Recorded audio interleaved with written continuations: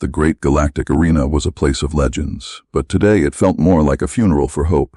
Thousands of alien species sat in the stands, their eyes fixed on the center stage. The air was thick with the smell of ozone and the heavy thrum of power generators. High above the floor, the Krell general stood on a floating platform. He was a massive creature, nearly 8 feet tall with 4 muscular arms and skin like cracked stone. "Witness the end of fear," the general roared, his voice booming through the speakers. "For centuries, we searched for the ultimate defense. Today, the Krell Empire has found it. We call it God Metal. It is not just armor, it is an absolute wall." In the center of the arena stood a Krell soldier. He looked like a mountain of silver. The armor he wore didn't look like plates bolted together. It looked like liquid moonlight that had frozen into a solid, seamless shell. It glowed with a faint pulse, like light, looking more like a divine object than a piece of military gear. To prove his point, the general didn't use a small rifle. He signaled to a massive tripod-mounted heavy plasma cannon. The crowd gasped. That weapon was designed to punch through the hulls of starships. "Fire," the general commanded. A blinding flash of blue, white energy erupted from the cannon. The heat was so intense that the aliens in the front rows shielded their eyes. The blast hit the soldier dead, center in the chest. A massive cloud of white smoke and sparks covered the area. The ground trembled. For a long minute, no one breathed. As the smoke cleared, a collective gasp echoed through the stadium. The soldier was still standing.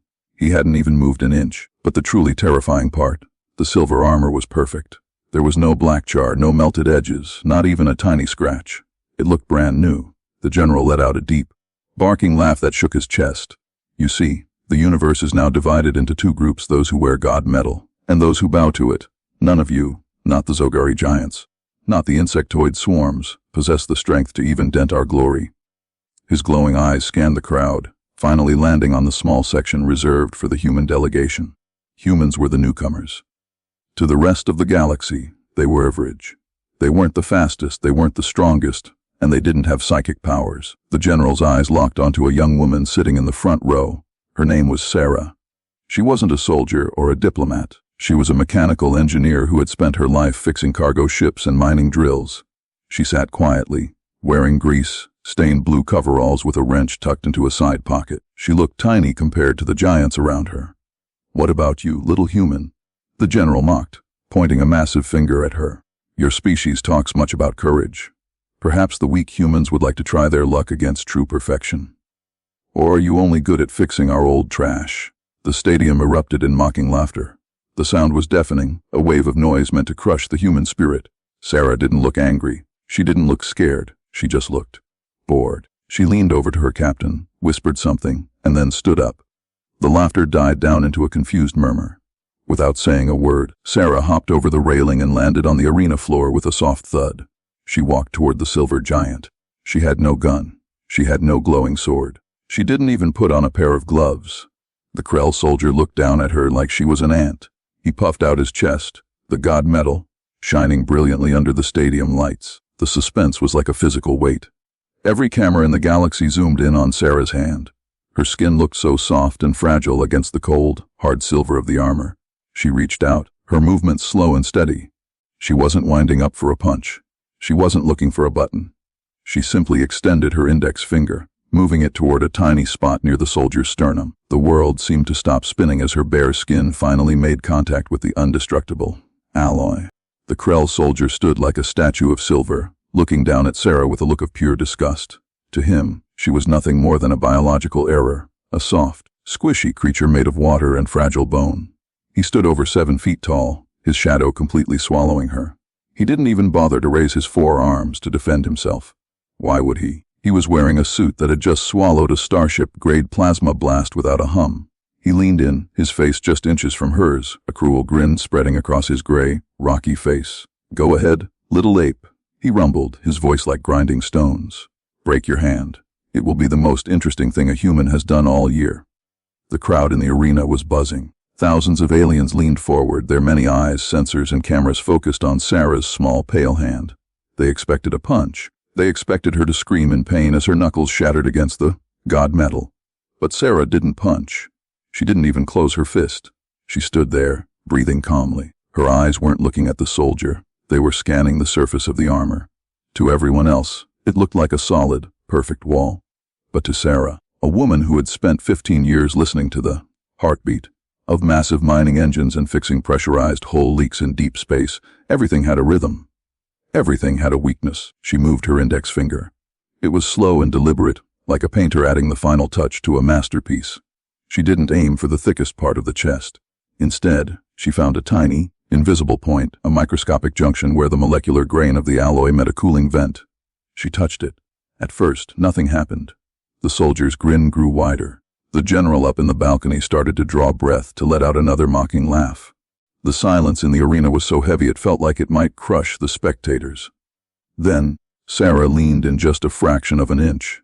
She wasn't using the strength of her muscles. She was using her weight in a very specific, vibrating pressure she had learned while working on high-frequency resonance drills back on Earth. Snap. The sound was sharp and sudden, like a dry branch breaking in a quiet forest. The soldier's grin didn't vanish. It froze. A tiny hair-thin crack appeared right under the tip of Sarah's finger. It was no bigger than a piece of thread. But then, the physics of the god metal began to fail. This alloy was designed to distribute energy outward, to be hard and rigid. But that was its downfall. It was too rigid. It was like a perfectly frozen lake. One crack in the right spot, and the entire structure loses its mind. The crack began to spider web. It raced across the chest plate, zigzagging like lightning across a dark sky.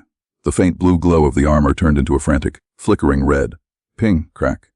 Suddenly, the god metal didn't just break, it exploded inward. But it didn't explode with fire, it disintegrated. The legendary, indestructible alloy shattered into millions of tiny, glittering shards. The sound was deafening, like 1,000 crystal chandeliers falling onto a marble floor at the same time. The silver pieces rained down, bouncing off the arena floor with a high-pitched tinkling sound. Within 3 seconds, the soldier was no longer a silver giant. He was just a confused alien standing in his gray undersuit, surrounded by a pile of shiny dust and broken glass. The soldier staggered back, his forearms flailing in the air. He tripped over his own feet and fell onto his backside, staring at his bare chest in total horror. He looked like he had just seen a ghost. Up in the VIP box, the Krell general dropped his ceremonial staff. It clattered to the floor, but he didn't even notice. His mouth was hanging open, his eyes bulging. The invincible pride of his empire was lying on the floor in pieces, and it had been defeated by a girl who looked like she should be working in a garage. Sarah pulled her hand back and wiped her finger on her coveralls, as if she had just touched a dusty shelf. She looked up at the general, her face perfectly calm. "Your metal is very shiny," she said, her voice carrying through the silent arena. "But in my shop, we call this over-hardened junk. You forgot the first rule of engineering: if it can't bend, it's going to break." The silence that followed was even deeper than before. The galaxy had just watched a god die, and a human girl was the one holding the funeral. The silence in the great galactic arena was no longer peaceful. It was terrifying. It was the kind of silence that happens right after a bomb goes off, before the screaming starts. Thousands of high-ranking alien officials sat frozen in their seats. They had just watched the most expensive, most advanced military project in history turn into a pile of shiny trash. Up in the command box, the Krell general looked like he was having a physical breakdown. His 4 hands were shaking so hard he had to grip the railing to stay standing. His face had turned a sickly shade of purple. He didn't just look angry, he looked hunted. "Cheater," he finally screamed, his voice cracking and echoing through the stadium. "Liar, what did you hide in your sleeve? What forbidden nanotech did you use? Security, scan her. Check her for hidden sonic emitters or thermal drills." Sarah didn't move. She didn't try to run, and she didn't look worried. She just stood there in her messy coveralls, looking up at the general as if he were a loud-mouthed customer at a repair shop. The security drones swarmed her, their red lights blinking as they scanned her from head to toe. On the giant screens above the arena, the results popped up for everyone to see. No tiki akila detected. Subiti ties 100% OR guy. The general's eyes went wide.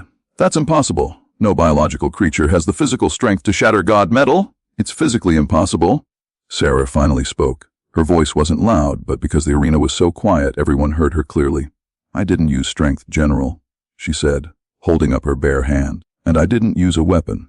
I just used my brain. Something your scientists clearly forgot to do." She walked over to the pile of silver shards on the floor and picked one up. She held it between 2 fingers, showing it to the cameras. "You Krell live on a planet with very low gravity. Everything there is stable. Your buildings are tall and thin because the ground never moves. You think strong means hard. You think if you make a metal that doesn't bend, it will never break. She tossed the shard back onto the pile. But I'm from Earth, a death world.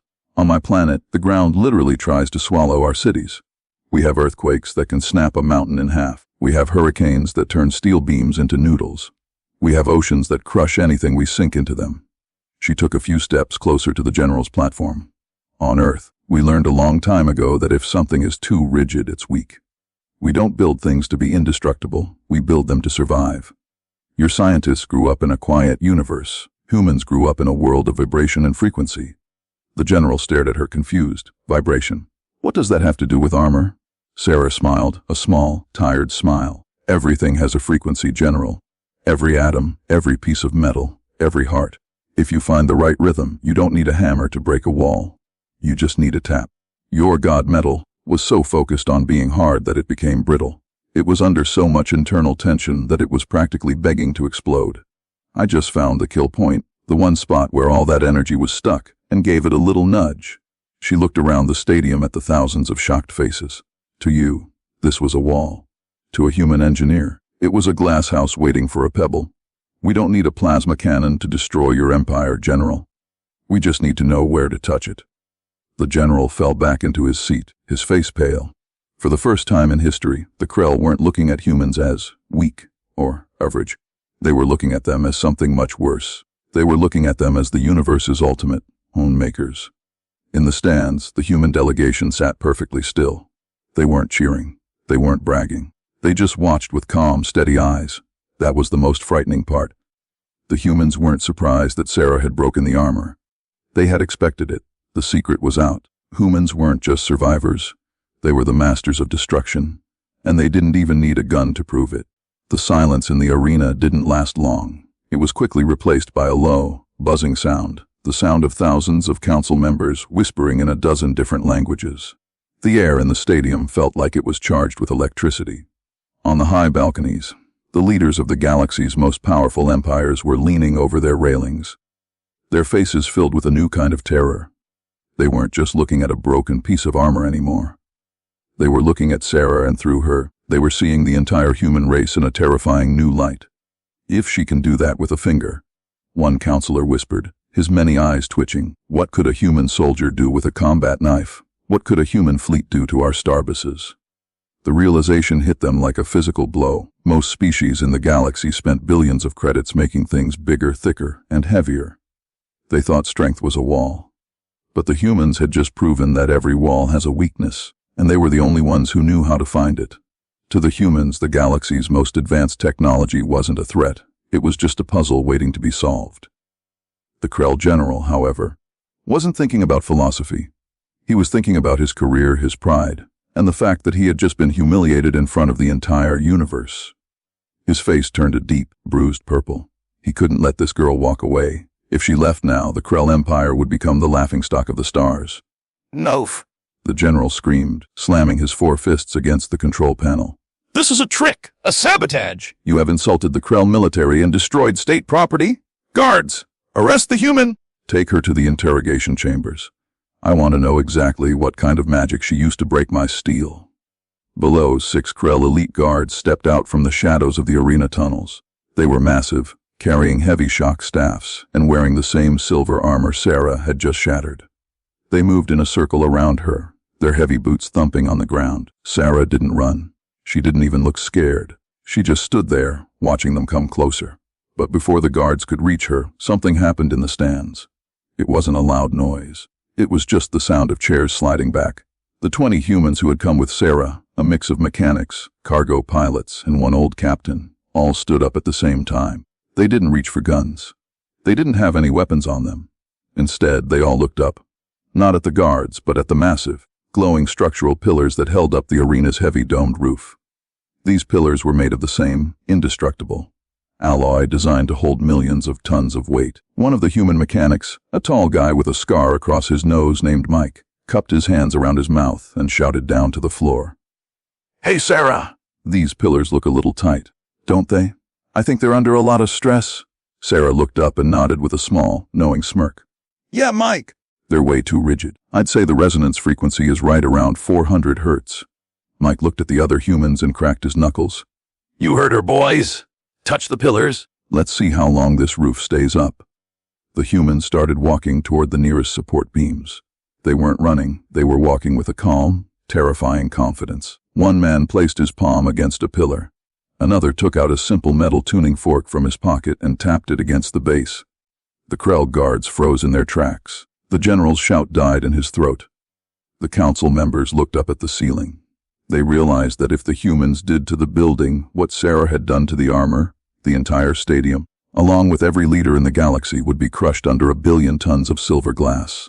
Stop, the general yelled, but this time his voice was filled with panic, not anger. Guards, stand down. Stand down immediately. The guards backed away from Sarah as if she were a ticking bomb. The humans in the stand stopped, their hands still hovering inches away from the pillars. They weren't even sweating. They just looked at the aliens with that same human look, the look of a person who knows exactly how to break the world if they have to. The Hun makers had made their point. You could have the biggest guns and the thickest armor in the universe, but as long as you were standing on something, the humans could make it fall. The great galactic arena, once a symbol of Krell power, now felt like a giant trap. Sarah looked back at the general, who was now shaking so hard he could barely stand. You want to arrest me for fixing your perspective, General? She asked quietly. The general didn't say a word. He just sat down, defeated. The council members began to scramble for the exits. They didn't want to be anywhere near a human and a structural pillar at the same time. The great galactic arena emptied faster than it ever had in its 1,000-year history.